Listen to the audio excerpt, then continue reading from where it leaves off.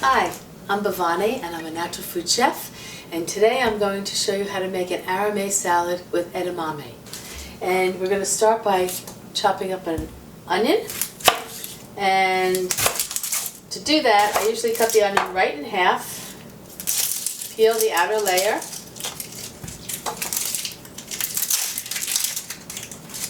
all this goes into my compost over here. Having a compost is great. That way nothing gets wasted. You know, even what is not going to be eaten goes back into the earth. And then to cut the onions, I'm cutting it into what I call silver moon shapes or moon strips.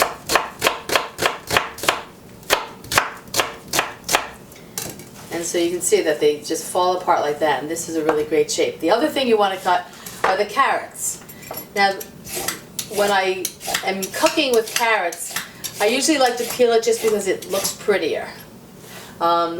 It becomes a brighter orange, and as a chef, the visuals are so important. I realize that a lot of the nutrients are in the skin, and so very often I don't peel it when I'm just eating it. But when I'm cooking it for other people, I usually peel it because that's what people prefer.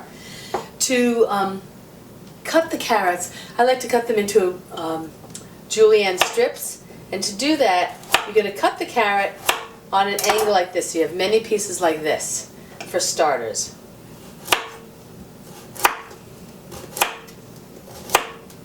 And then at this point, you can take 2 or 3 together and you're going to just cut them like this, up and down.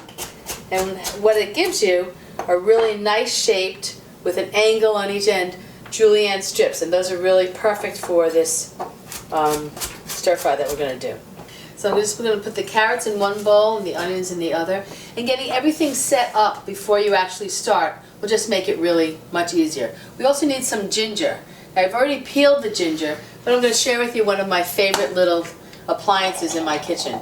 It's a little mini mixer, and ginger is so hard to grate, and this does it effortlessly.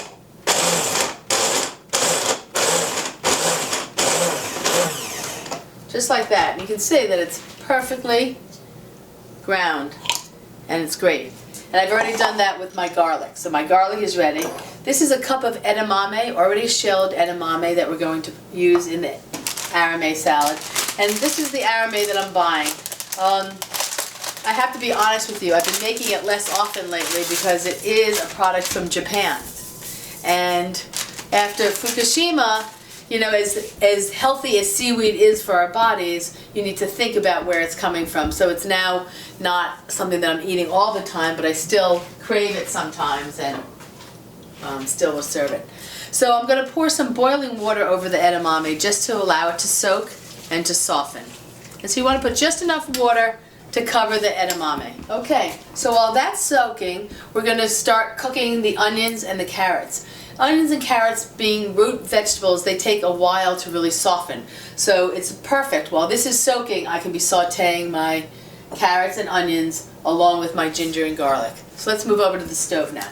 Okay, I'm going to start by just putting a little olive oil in the bottom of the pan. And when the oil gets hot, I'm going to add my onions.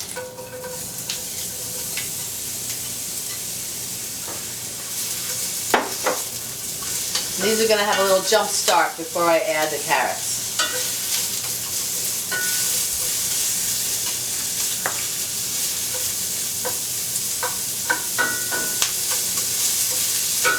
This dish is one of my favorite dishes to make because it is so good for you, and it's so great whether you serve it hot, room temperature, or cold. Either way, it's really a delightful dish, and it goes great with any other Japanese, Asian-themed items you might be serving that night. The other thing to also be aware of when you are ordering in a restaurant seaweed salad, always ask them if they actually make it there. I was shocked to find out that most of the seaweed salad that you get at a Japanese restaurant is being brought over from Japan, and it's you know, really a food that's made in huge bulk industrial kitchens, so it might not be what you really want to be eating. So So we're just going to let these onions soften up before I add the carrots. The idea is that you want the vegetables to be soft, but you want them to be cooked at the same time, so that they are equally crunchy. About now, when they start to get a little bit golden brown on the edges, I'm going to add my carrots. And you can see the shape of these carrots are really nice, and they will add a nice color to the dish. I'm now going to add some ginger and garlic. And you can see it's a big heaping tablespoon of the garlic, and the same for the ginger. It's about the equal quantity.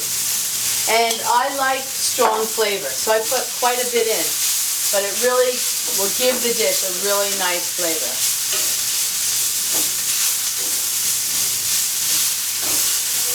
About now, I'm going to add my arame. And you don't want to, you're going to save the soaking liquid, but right now I'm just going to pour the arame in. And saute this first without the liquid. So I now have my arame in here as well, mixing the whole dish up.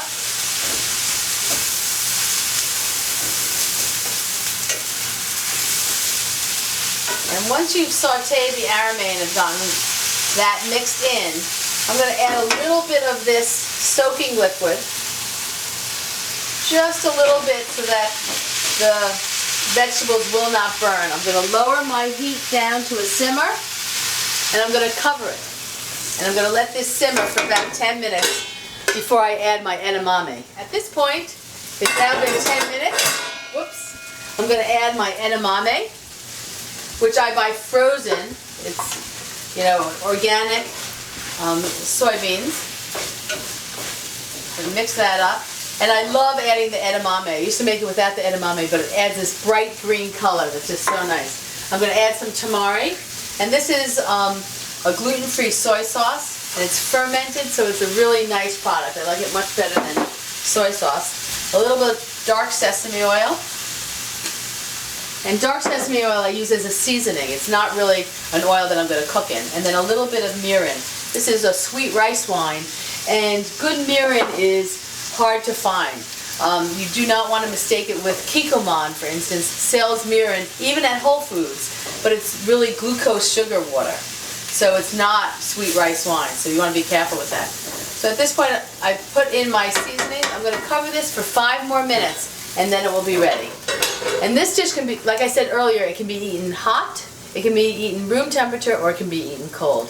And it lasts for a few days in the refrigerator beautifully. So you can make it ahead of time if you're having company. So, taking the lid off, you can see the beautiful colors. The edamame now is cooked through. The carrots are still bright orange, and the seaweed is all the way cooked. And this dish is now ready. Let's try it. Okay, so the last part is to actually taste it. It's great. The last thing I'm going to do is just add a little sesame seed for garnish. And that's it. And you can see how pretty the dish looks.